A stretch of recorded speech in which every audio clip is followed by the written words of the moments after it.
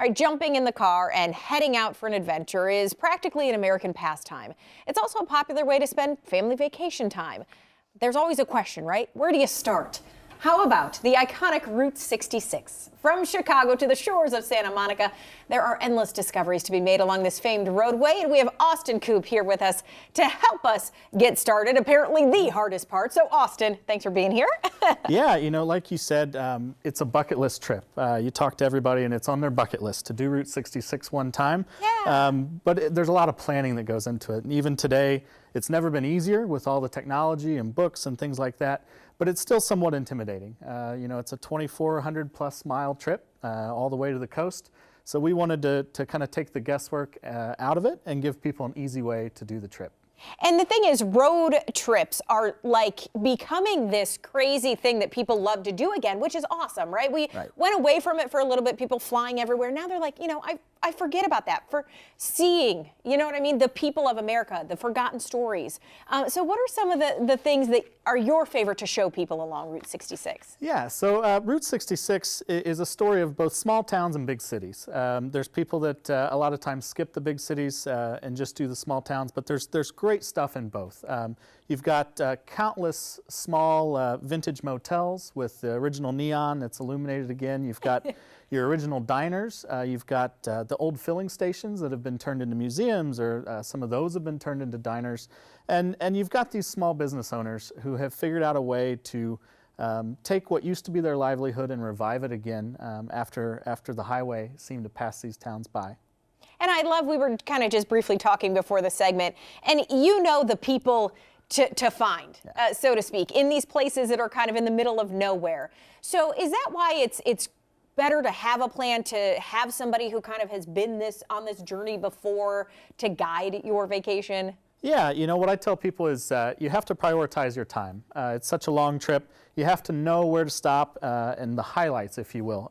Otherwise, the trip could easily take a month, which most people don't have time for.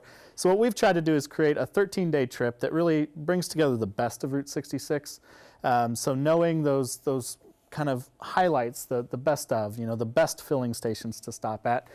You can only eat lunch and dinner so many times, even when you're on vacation. So we try to prioritize what are the diners that are really going to give you that authentic experience, what are the ones that are going to make you feel like you're back in the 50s and things like that.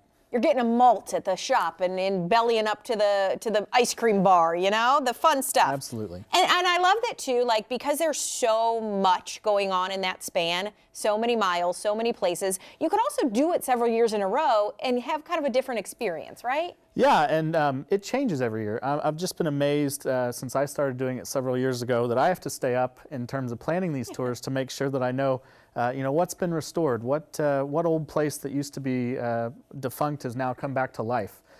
We've seen that change a lot. The movie Cars has brought new life back to Route 66. Everything in that movie is based off of real life people and places along Route 66. So it's an ever-changing, and it's been changing since it was first thought up in the 20s and 30s. One thing I love is that the places themselves are stories, but the people, and they can share stories.